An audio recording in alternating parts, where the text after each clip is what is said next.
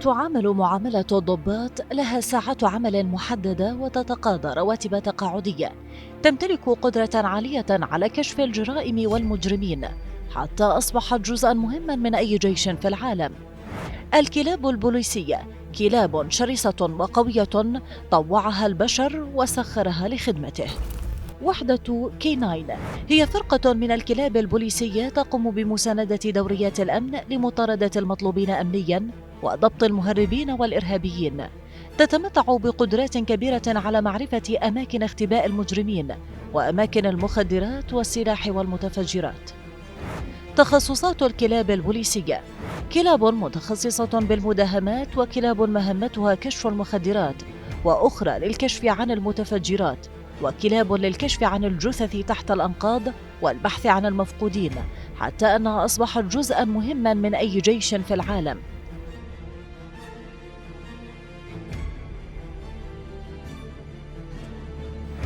مواصفات الكلاب البوليسية: تتميز الكلاب البوليسية عن غيرها بامتلاكها حاسة شم قوية وحساسة، تقدر بأنها أقوى من حاسة البشر بمقدار 50 مرة. تتميز الكلاب البوليسية بقوة جسدية كبيرة، تتسبب في استسلام العديد من المجرمين دون الحاجة للمطاردة والقتال.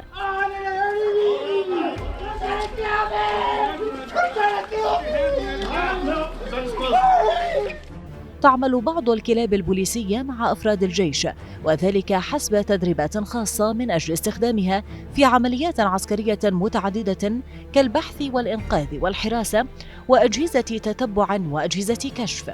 واجباتها والتعامل معها: السلالات الأكثر استخداماً. تشمل واجباتها تحديد أماكن المفقودين والعثور على أدلة مسرح الجريمة ومهاجمة الأشخاص المستهدفين من قبل الشرطة. ويستعان بهذه الكلاب في الاقتحامات الأمنية وتفتيش المركبات وفي المعابر الحدودية ومنافذ الجمارك والمطارات.